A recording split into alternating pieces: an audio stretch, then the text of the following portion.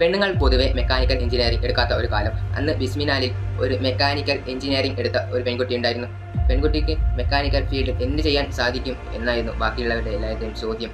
എന്നാൽ ബാക്കിയുള്ളവരുടെ വായ അടപ്പിക്കുന്നത് പോലെ ആ പെൺകുട്ടി ആ ഡിപ്പാർട്ട്മെൻറ്റിൽ കൂടുതൽ പഠനം നടത്തുകയുമാണ്.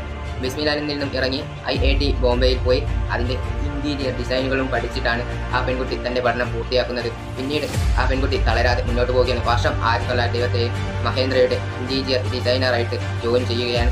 ഗൈസ്, ഒരുപക്ഷെ ആ പെൺകുട്ടി ബാക്കിയുള്ളവർ പറഞ്ഞ് കേട്ട് മാറിയിരുന്നിരുന്നുവെങ്കിൽ ഇന്ന് നമുക്ക് എന്ത് കുന്നും മലയും കയറുന്ന, ചുരുക്കി പറഞ്ഞാൽ ആണുങ്ങളുടെ വണ്ടി എന്ന് പറയുന്ന ആ വണ്ടി തന്നെ ഗൈസ് മഹേന്ദ്ര താർ.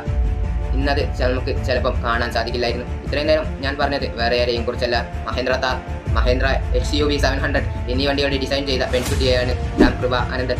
ഗൈസ്, നമ്മൾ 200 ലോഡിംഗ് ആണ്. അപ്പോൾ എല്ലാവരും നമ്മുടെ ചാനൽ സബ്സ്ക്രൈബ് ചെയ്തുകൊണ്ട് നമ്മളോട് കട്ടേക്ക് നിൽക്കുകയാണ്. നമുക്ക് പെട്ടെന്ന് 200 അച്ചീവ് ചെയ്യാൻ സാധിക്കും. പിന്നെ ഈ ഒരു വീഡിയോ ഇഷ്ടപ്പെട്ടിട്ടുണ്ടെങ്കിൽ ഈ വീഡിയോ ലൈക്ക് ചെയ്യാൻ മറക്കരുത്.